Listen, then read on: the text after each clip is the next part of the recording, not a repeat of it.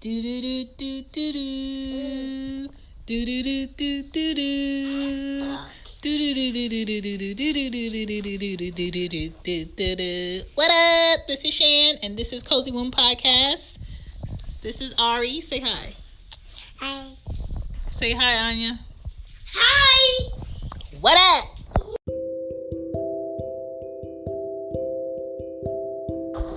What up?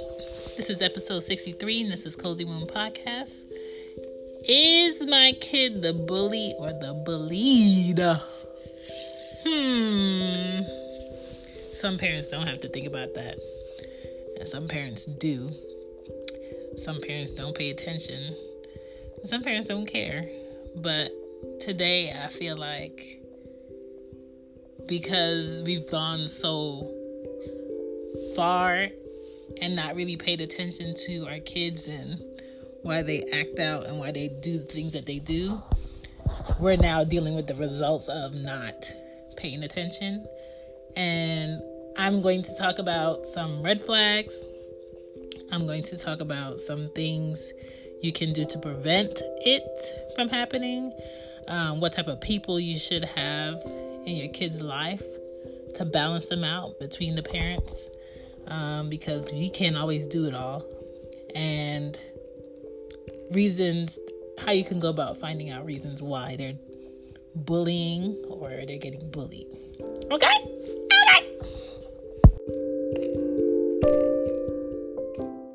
Say what?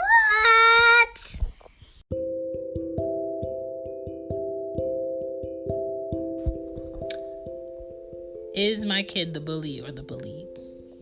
Now, being that I have two kids, one is 5 and the youngest one is 1 year old, I can already tell personality-wise who's going to be possibly the bullied and the bully, just off of the way that they interact with one another in the house. When they're out and about with me, depending on how close they are, they'll start fighting and going back and forth. But if we're like at the park, they don't do it. But if we're in the car a little bit too long, the 1 year old is just gonna start picking on the 5 year old. If we're in a grocery store, Ari does not want Anya hanging on the front of the cart. She don't want her touching the cart. She really don't want her in the cart. I don't know what that is. Even if we're chilling on Sunday watching a movie or coloring, Ari does not want her in my lap.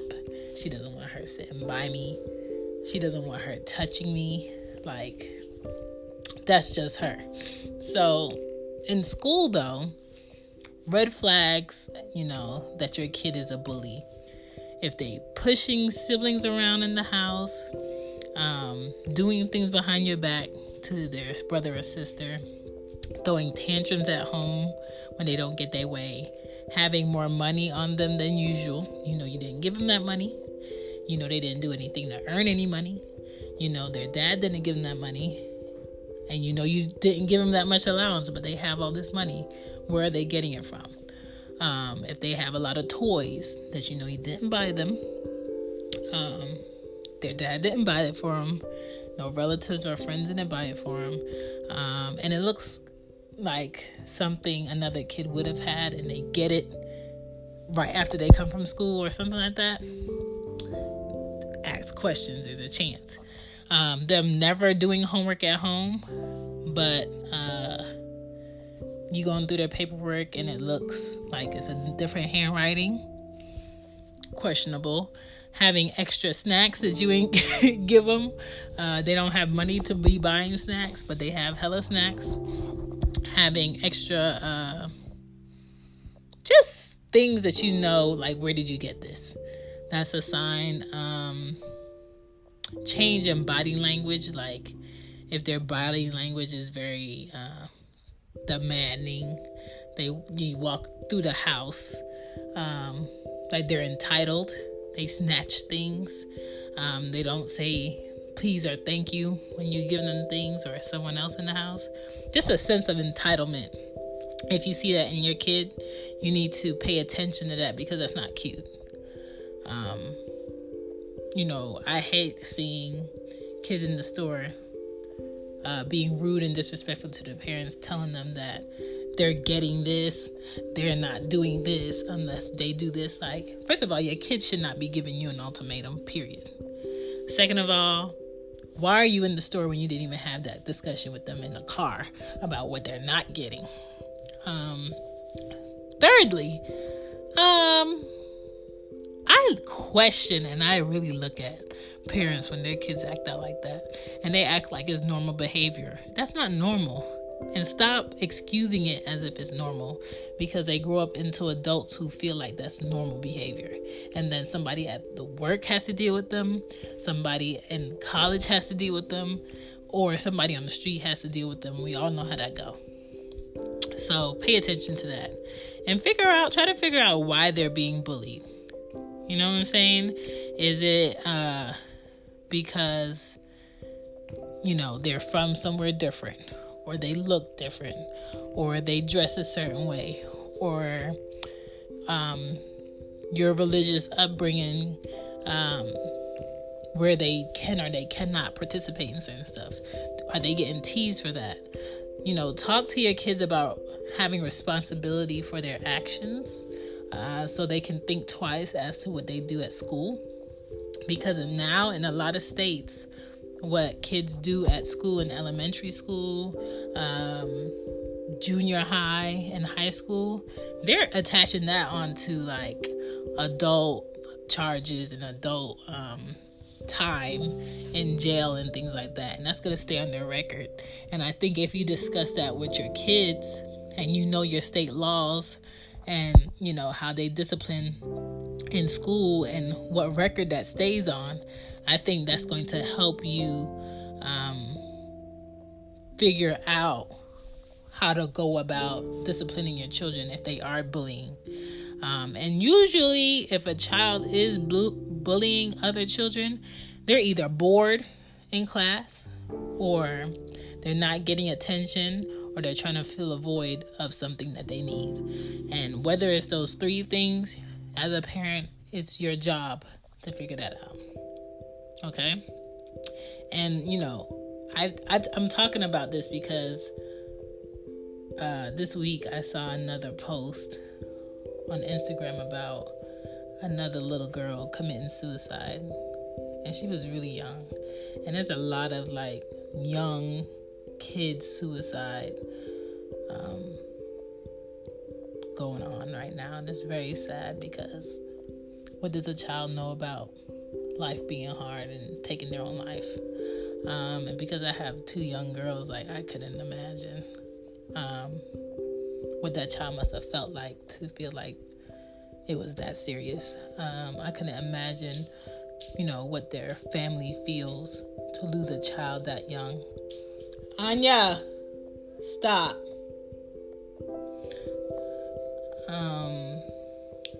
I couldn't imagine, everything that comes with that, and the grief and the getting over it, and the teachers and the kids in the class, and how do you talk about that? That's a lot. And I know that a teacher saw what was happening with this child. I know that, there were signs at home that something was going on with this child, but nobody was really paying attention as if it was important. And, how the work life is set up now for a lot of parents, and I could speak on it, is when I tell you we are booked from the time that we wake up to the time that we pick these kids up and bring them home and feed them and give them a bath and read to them. It is now 9:17 and Anya is coming out of the tub and she's lotioning herself and she's putting on her clothes, and I'm gonna go in there and read her 2 books, and she's gonna go to sleep because I have to get up at 5:20 a.m. in the morning and do it again.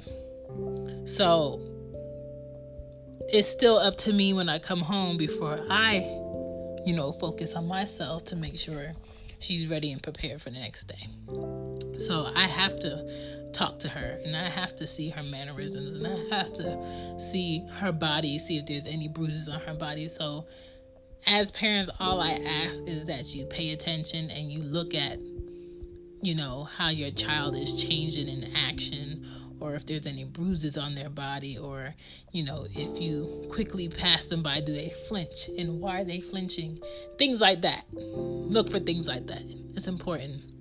And if your child is bored in class or in school, maybe you need to change your school. Maybe you need to change their teacher. Those parent-teacher meetings are not just for the teachers to tell you what's happening. Sometimes you need to be questioning the teachers and seeing what's happening with your kid. Because sometimes kids don't tell you everything.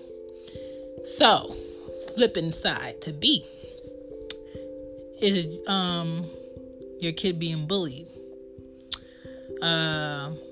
Signs would be if their self-esteem is low, where they talk down about themselves. If they don't hold their head up and look you in the eye when you talk to them. Things like that. What we have to do is build up our children's self-confidence. Signs could be if they're having a hard time sleeping. They may be getting bullied at school because they're overthinking, they're worried. If they're feeling helpless, when you drop them off and they're in school, or if they're faking sick during the day and going to the nurse's office often, you need to see what that's about. If you see a change in their grades and it's not for the better, you need to see what that's about. If they're not eating and they be eating up all your stuff, you need to see what that's about. When Anya doesn't feel good and I know something's off, she doesn't eat. And she eats like a man. But we need to tell our kids how great they are. I think that will help against our kids being bullied. We need to love on them, hug on them. Don't just say it. Work with them at home. What's up? You need some socks. Go put on some socks. And make sure you lotion them ashy knees you got. We need to encourage new activities with the kids, because sometimes in certain schools they don't do enough. Sorry to say, that tired, boring curriculum most schools have, they don't do enough. And don't assume you know everything that's going on with your child at school, or what somebody is doing to them, or how something may make them feel. And check their body language. If they're slouching a lot, if they're not putting on their clothes properly, or they don't care how they look when they leave the house, or you just know when somebody's not putting in that effort, ask them what's up. And talk to their teachers. I talked to Anya, the teacher, today, and I said straight up to her, I said, what are y'all doing in class? Like curriculum wise, like what are y'all working on? And she told me that they were working on addition and subtraction and math, and she had Anya writing some sentences. Hey, you need to turn that TV off. Go in your room and pick out 2 books. I'm coming.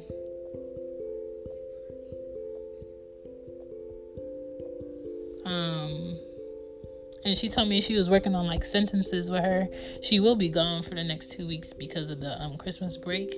But I need to know if, they're at school actually giving her work to do.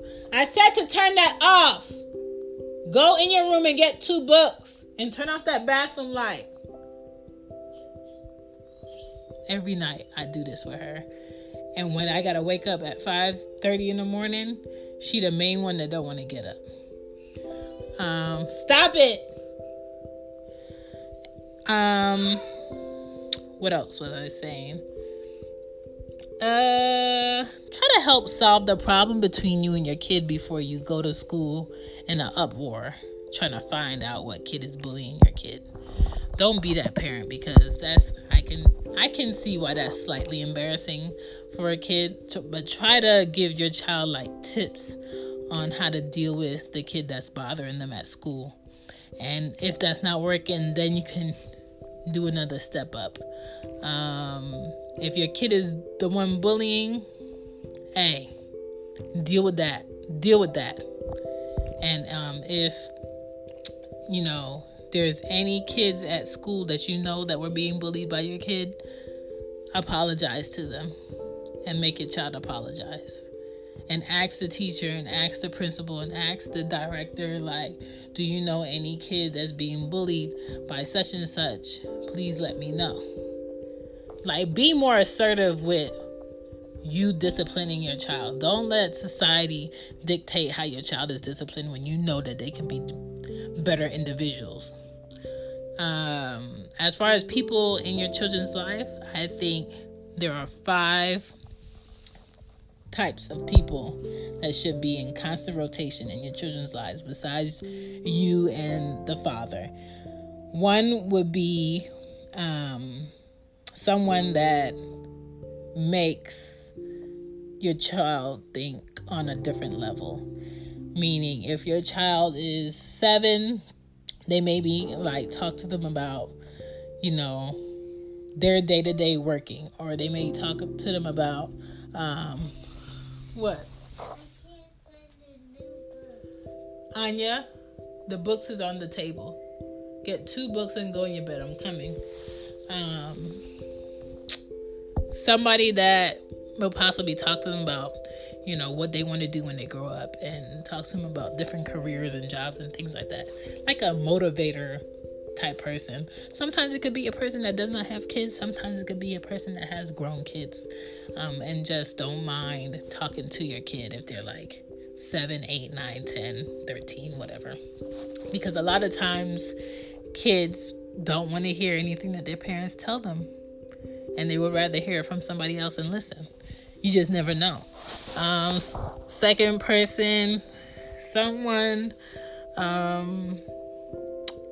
that can teach you a lesson through experience, their own experience. So I learned a lot in life from people I valued, sharing their own experiences with me, so I didn't have to have that experience. That helped me make better decisions for myself throughout life. Third person you would want to have around your kids is a very loyal friend, meaning I'm coming, meaning someone who would be able to talk to your kid in a different way where your kid feels comfortable, but will never keep something from you. That was very important. Fourth type of person, let your kid learn to value themselves, and let your kid learn to listen to their inner thoughts on right and wrong and what should they do. Because when their father is not around and you as a mother is not around, they have to be able to make an educated decision about what they need to do and what they don't need to do. Fifth type of person to have around is some type of spiritual guide for your child. I mean, in life, you're going to have to believe in something. You're going to have to believe in some type of standard, some type of value. For me, if you're not a very religious person, you don't consider yourself Baptist, Christian, whatever, it doesn't matter. You don't have to be any of those things to be a great person. You don't have to be any of those religious titles to be, just genuinely good to people. You could be a spiritual person and still be, considerate and still do for others. And I feel like if you're a good example of doing for others and appreciating other people in life, there's no way your child should be bullying anybody. There's no way that your child should be bullied. You have to have some sort of backbone in this life where people will push you and walk over you. But at the same time, you have to find balance in being compassionate to other people who may need your help or can't do for themselves also. So to raise well-rounded children, I feel like it starts with the parents or whoever is parenting that child to pay attention to what's going on with their child, whether they're being bullied or they're being the bully. There's always signs of that, and I just don't think there's enough parents paying attention to it. So I'm going to pay attention, and I hope you will pay attention too. But that is all. Let me go read to this girl her 2 books and get in this bed. And I will check y'all in another time. Bye. Good night, good night, good night, good night.